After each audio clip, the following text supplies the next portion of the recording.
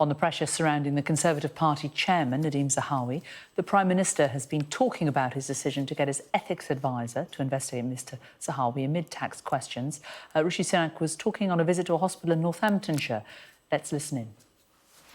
Integrity and accountability is really important to me, and clearly in this case there are questions that need answering, and that's why I've asked our independent advisor to get to the bottom of everything, to investigate the matter fully and establish all the facts and provide advice to me on Nadhim Zahawi's compliance with the ministerial code. I'm pleased that Nadhim Zahawi has agreed with that approach and has agreed to fully cooperate with that investigation.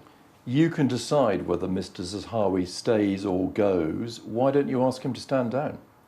Well, I think it's important that we do these things professionally.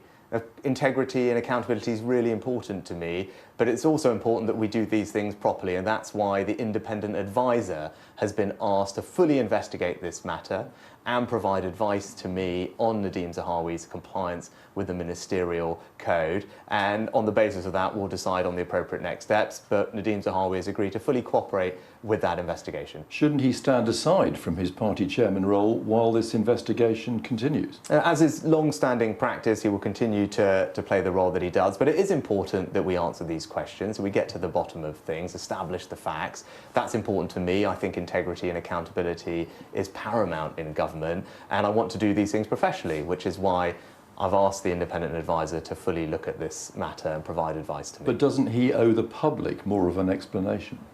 Well, these things are dealt with by an independent advisor who will fully investigate this matter and provide advice to me as Prime Minister on Nadhim Zahawi's compliance with the ministerial code. That's the right approach, it's the professional approach, and that's how we'll restore integrity and accountability into government overall, is by making sure that when situations like this arise, we deal with them promptly, we deal with them professionally, and that's what we're doing in this case. Will you order some sort of probe into the appointment of Richard Sharp as BBC chairman and his relationship to the former Prime Minister? Well, this appointment was obviously made by one of my predecessors before I became Prime Minister, and the appointments process itself, though, for appointing the BBC chairman is a rigorous process. It's independent, there are two stages to it, it's transparent and published online, and Mr Sharp's appointment went through that full process.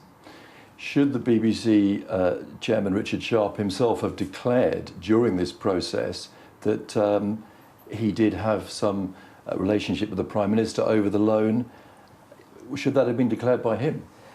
So the appointments process for this particular post is very rigorous, it's independent, there are two stages to it, and it's all set out publicly and transparently, and all those processes were followed in this case. But this was obviously an appointment that happened before I was Prime Minister and made by one of my predecessors. Are you happy for him to continue as BBC chairman?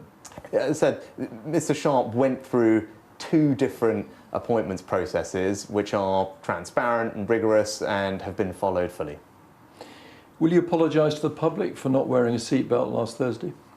Yes, I regret not wearing a seatbelt. It was a mistake, and that's why I apologised straight away. How can the public be reassured that you as Prime Minister respect the laws of the land which everyone has to follow? Of course I do, and in this instance I made a mistake which I regret deeply, and that's why I apologise straight away.